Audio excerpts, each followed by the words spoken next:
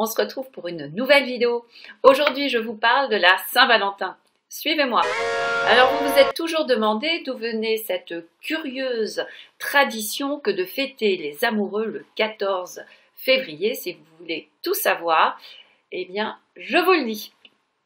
Alors, la faute en est à Charles d'Orléans, le neveu du roi de France, qui, pendant la guerre de 100 ans, à la bataille d'Azincourt en 1415, est fait prisonnier à l'âge de 20 ans par les Anglais.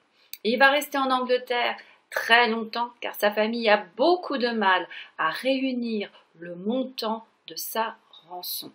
Donc, qu'est-ce qu'il fait en Angleterre? Il vérifie et il voit toutes les traditions des Anglais.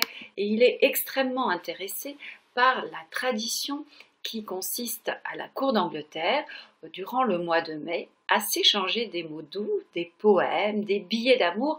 Charles est lui-même un poète. Il écrit énormément de poésie et il le fait aussi en mémoire de sa mère, qui était Valentine Visconti et qui avait importé à la cour de France cette tradition italienne de la courtoisie chevaleresque.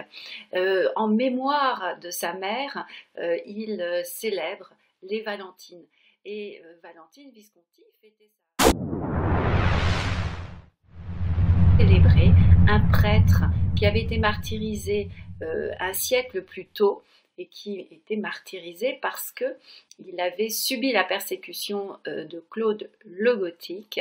Il mariait, figurez-vous, les chrétiens pour leur éviter de faire le service militaire. Le 14 février est devenu la fête des amoureux et Valentin est devenu le patron des amoureux grâce à un autre pape, cette fois-ci à la fin du XVe siècle, le pape Alexandre VI, qui était un Borgia et qui a décrété qu'on allait fêter les amoureux le 14 février. L'histoire se finit plutôt bien pour Charles d'Orléans. Il a dû attendre 25 ans.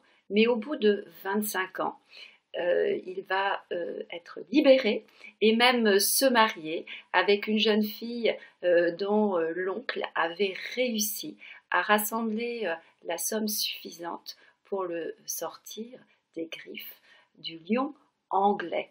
Charles est rentré dans son pays et a épousé sa belle.